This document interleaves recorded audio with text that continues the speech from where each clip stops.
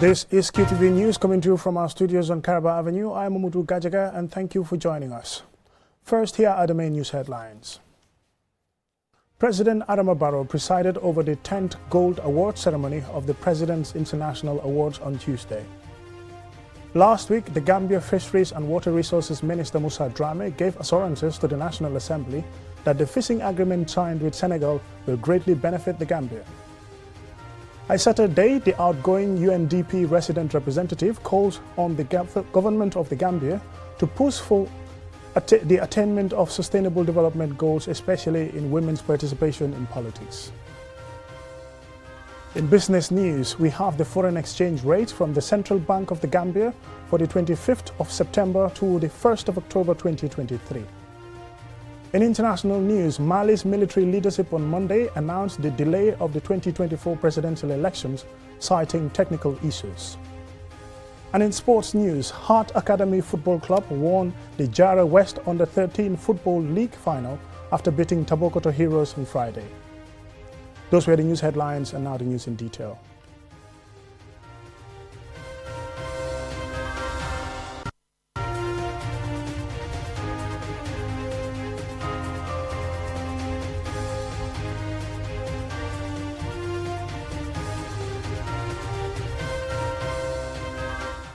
Welcome and thank you for joining us. This is QTV News.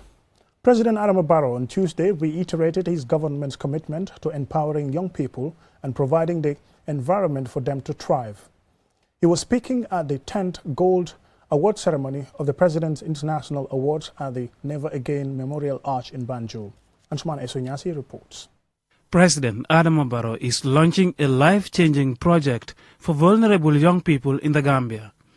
Youth unemployment is a global challenge affecting many countries, including the Gambia, and the SOS Children's Villages, together with its partners, is seeking to tackle the problem.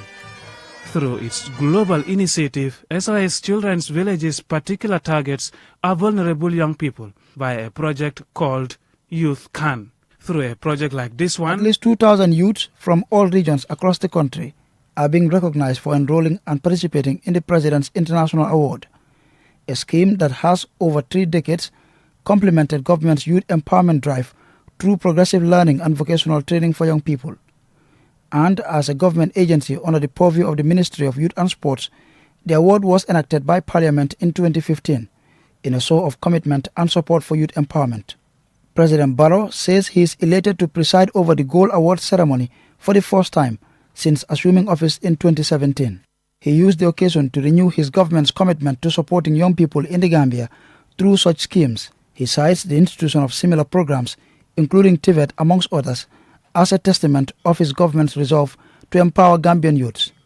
He also implores awardees to remain law-abiding, patriotic and hopeful. We must continue to support and empower the youth through programs such as this award scheme.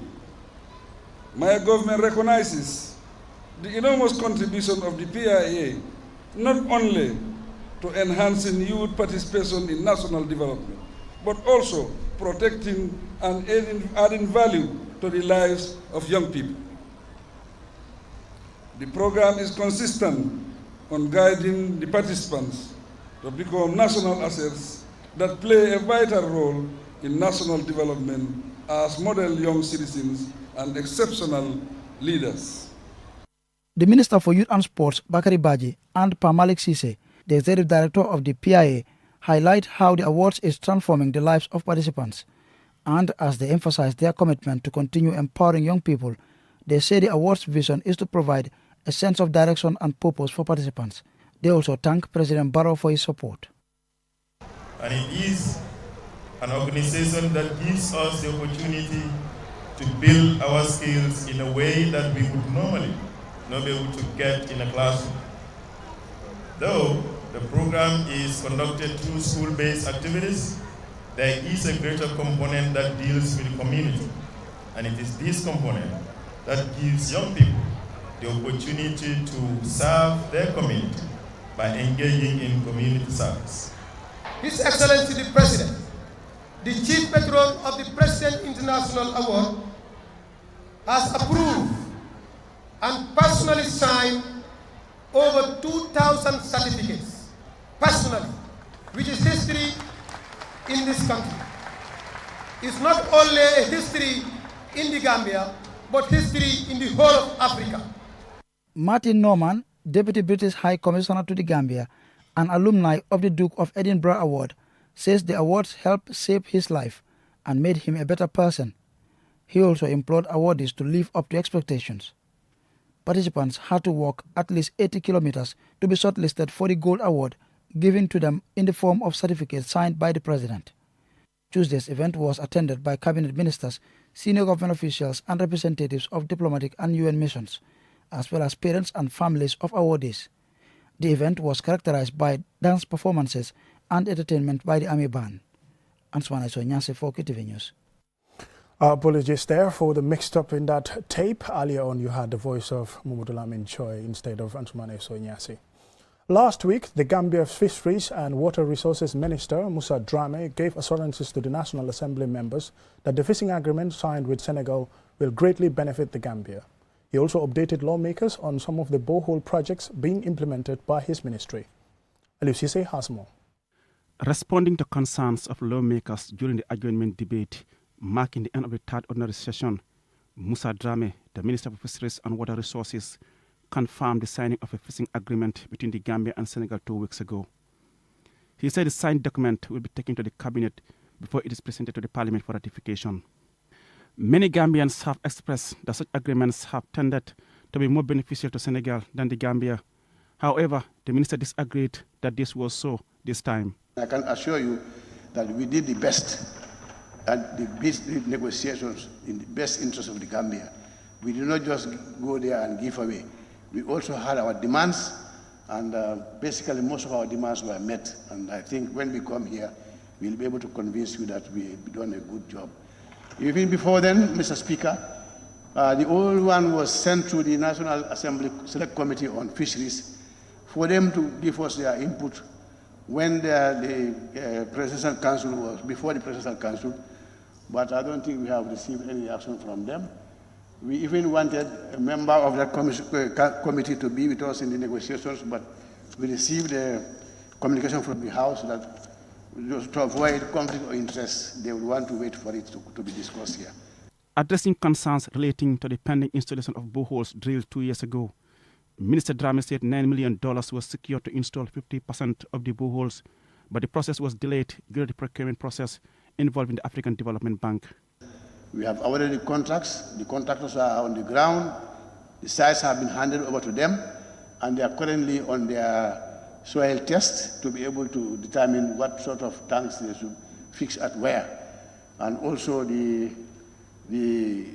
some of them have started importing the materials for the installation. I'm happy to report that 2-3 days ago, one of the companies submitted a bill of lading of materials they have imported for the installation of these boreholes. So very soon, you will see the activities on the ground. And I'm also to report that the JICA one, which comprises of 20 boreholes of 20 clusters. Clusters means several villages connected to one system. That one, 17 of the 20 boreholes have been installed, tested. And it's just for the vials to be installed. And by end of October, I can assure you that all the 20 will be up and running. He further revealed that a survey has been conducted and an additional 65 communities have been identified to benefit from drinkable water supply with the support of partners. He pleaded for additional allocation in next year's budget for more water projects. Reporting for QTV News, I am Aliusise. On Saturday, the outgoing UNDP resident representative is optimistic that the Gambia has great opportunities for economic growth and calls on the government to push for the attainment of the Sustainable Development Goals, especially in women's participation in politics and leadership. She was speaking to QTV's Julden Jai. After a 4-year fruitful tenure in the Gambia, on Saturday it's leaving the country. The outgoing UNDP resident representative highlights some of the successes the UNDP registered during her time. And we made sure that Gambia also is taking the opportunity of the resources that they have to shine when it comes to climate change. And and even in the health sector, we made sure that the results are there. On the transitional justice, we had a specific component to look at the gender dimension.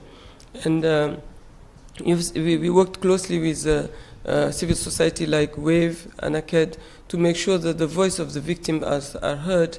And you know that we had a lot of documentary to see how some aspect of the past has affected many people.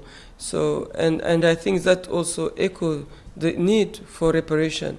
Ms. Day reiterated the UNDP's commitment to continue the close collaboration with Gambia government and in serving the people of the Gambia to improve lives. She believes Gambia is on track to attain the Sustainable Development Goals. And I think Gambia can make it. Honestly, I think that Gambia is in a good track on making achievement of the development goals. Of course, there are some of them that will still need a lot of effort. Development gain can help to lift up the most vulnerable and make sure that nobody is left behind. The UNDP resident representative also commends the government for empowering women, but also added that a lot needs to be done. When we are talking about women's leadership, it's beyond numbers. It's not just to count how many women are sitting where, it's how the attention that we are giving to women and girls can have a transformative impact in our development agenda and for the achievement of the SDGs.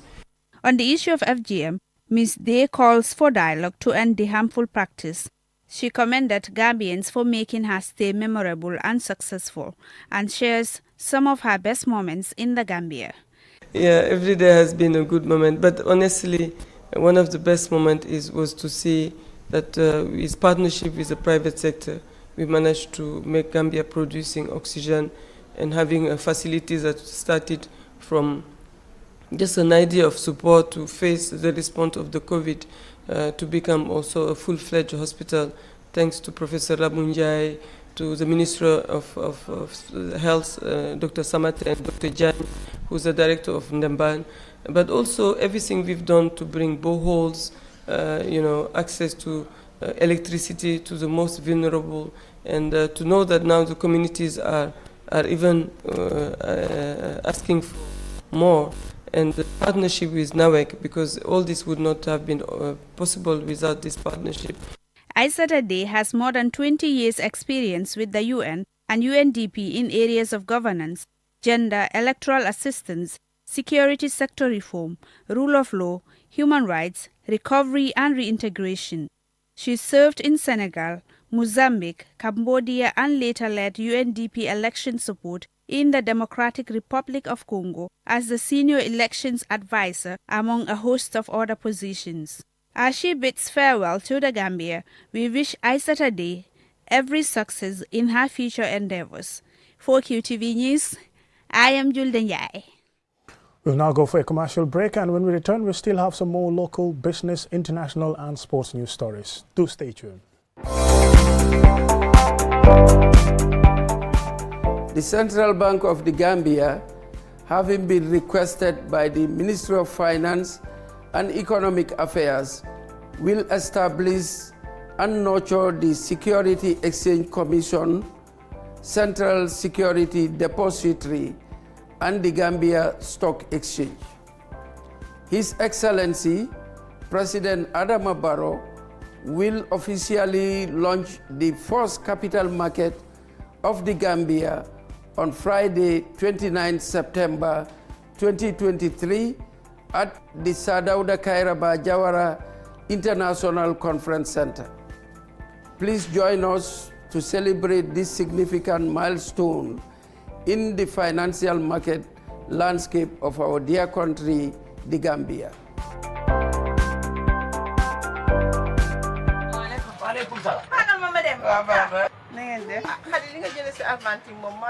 Yow man de ma armanti lay dundé suma kër. Gis bi dafa change.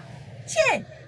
Ma waaw du gis ngeen daw si ba mu amee sikki sàkkane armante mi dañoo wecci ay cafkaam ba ñu ko ubbilee siwo bi ba xet gi dugg ko cam billaahi la mu yëg bari na armante ñaar fukki at ak nangam ba mu ne cëpp ci réew mi ba tey mësula wecci doxalin mësula wecci cafka bu leen ci am benn ñaari xel man mii di jaay lépp luy produit gi armante rek am naa ko am na 500 millilitres 1000 millilitres ak 5 kilos ba noppi nag am 750 ml bi nga xam ne mi ngi toj réew mi gis nga armante Eva Protect Milk bii mooy mos dolli te armante spaghetti bii ngay gis moo dàq ci spaghetti yi gis nga armante bottom margarine bii noonu la gënee ci yow mi nga xamante ne yaa ngi jaay tàngane ci Johnson bi kombi fi armante la dugal sa waa ñoddi sa kombi bi gis ngeen lii sardañ la da nga gis boobu jën bi dafa neex gis nga meew kondik mil bii armante ko fi indi moom mi dafa sakkan xoolal xale bii nu muy naanee banana milk bi gis ngeen flamingo oil bii dem leen ci bépp boutique bépp supermarket ci bépp marché armante ki prodogam kenn mënu koo ceeñ armante ba faw ndax moo di good quality food.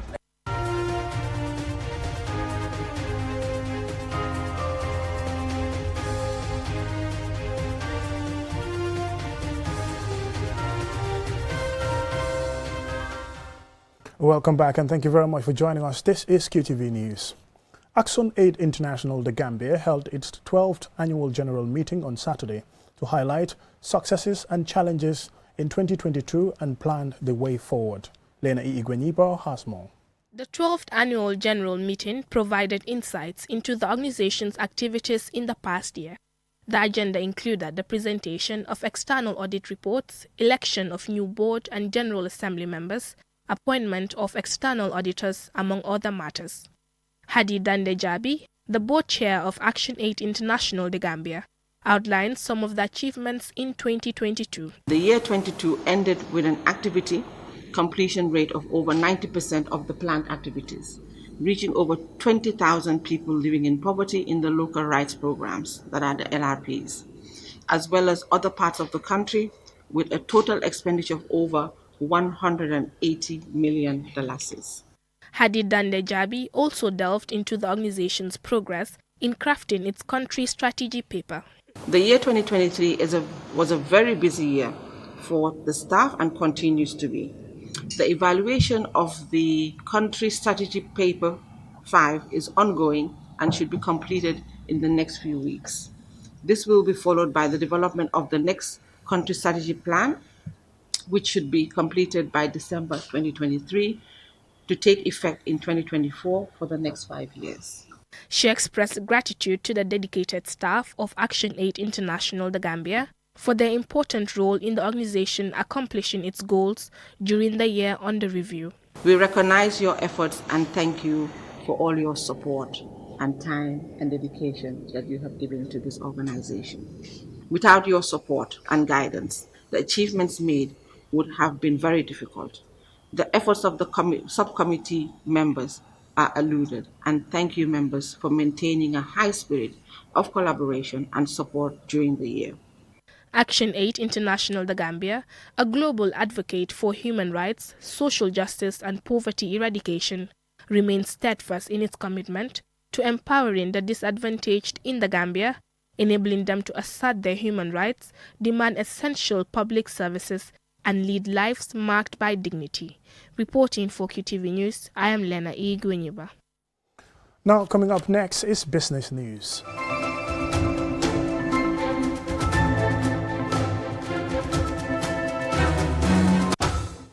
Let's talk some money now. The Central Bank of the Gambia has issued the official interbank foreign exchange rate for the 25th of September to the 1st of October, and here are those rates. The Central Bank of the Gambia has released the following official interbank foreign exchange rates for valuation purposes, applicable from the 25th of September to the 1st of October 2023. The rates are as follows. $1 US, $61 Cs 0.1 batuts. €1, $65 Cs 80 batuts. £1 British pound, $76 Cs 3 batuts. 1 Swiss franc, $67 Cs 34 batuts. 5,000 CFA franc, $497 Cs 85 batuts. 100 Swedish krona, $542 Cs 74 batuts. 100 Norwegian krona, $544 Cs 5 batuts. 100 Danish krone, $847 Cs. West African unit of account currency, $82 Cs, 17 Batuts. This is the end of the official interbank foreign exchange rate valuation from the Central Bank of the Gambia for the period of 25th September to 1st of October 2023. Aldo Dele Campbell reporting for QTV News. Now that takes us to international news.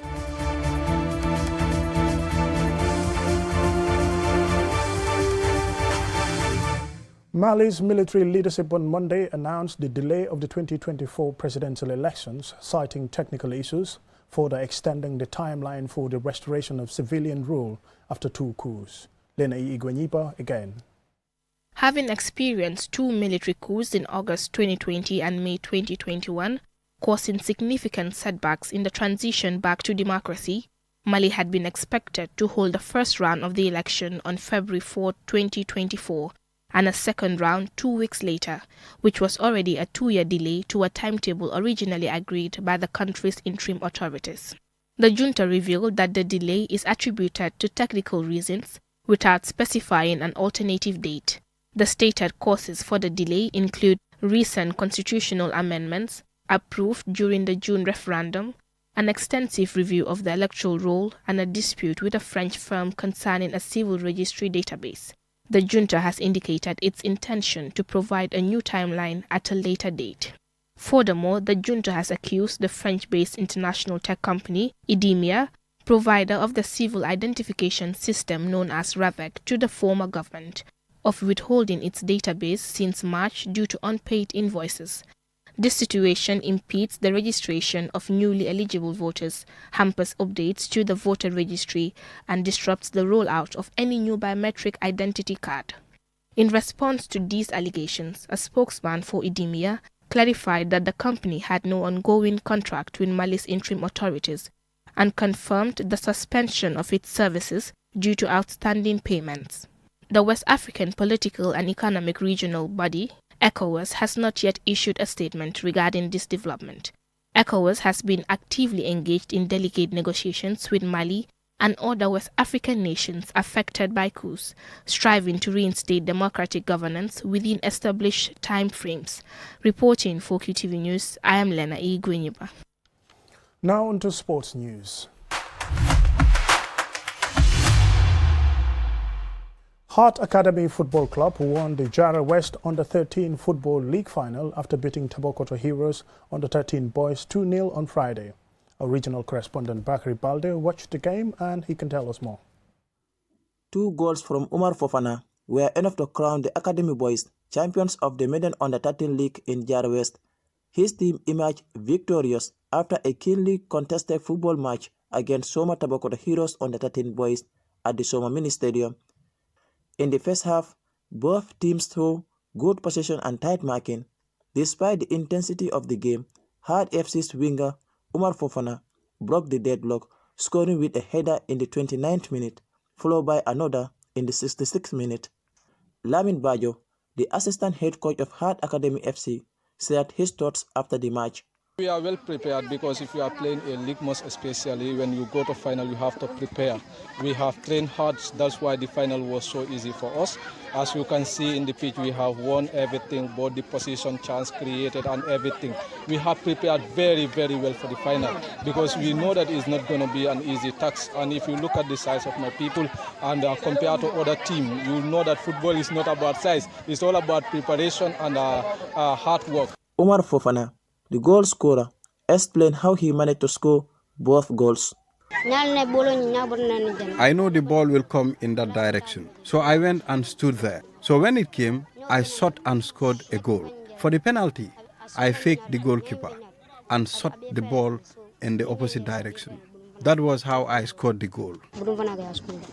Football is more than just an entertainment and leisure. It can be a lucrative career. Ensa Dabo, the regional head coach of LRR, and Modi Enes Jallo, one of the organizing committee members, spoke to us about the competition.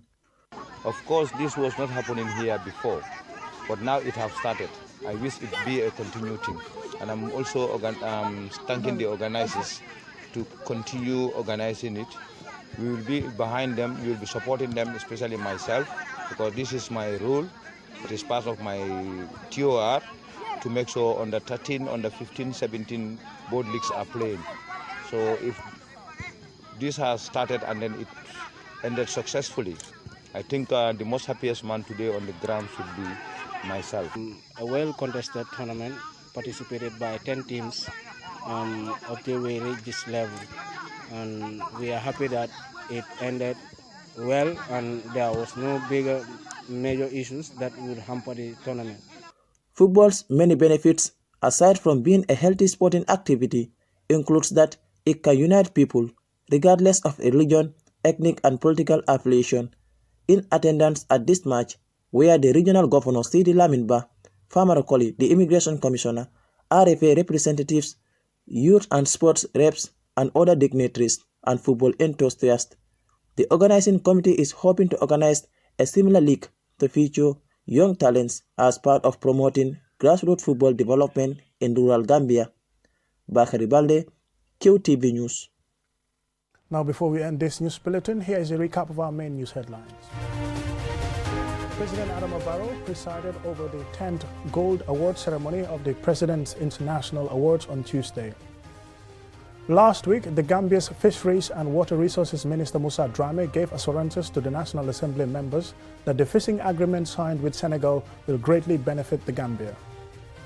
On Saturday, the outgoing UNDP country representative has called on the government to push for the attainment of the Sustainable Development Goals, especially in women's participation in politics.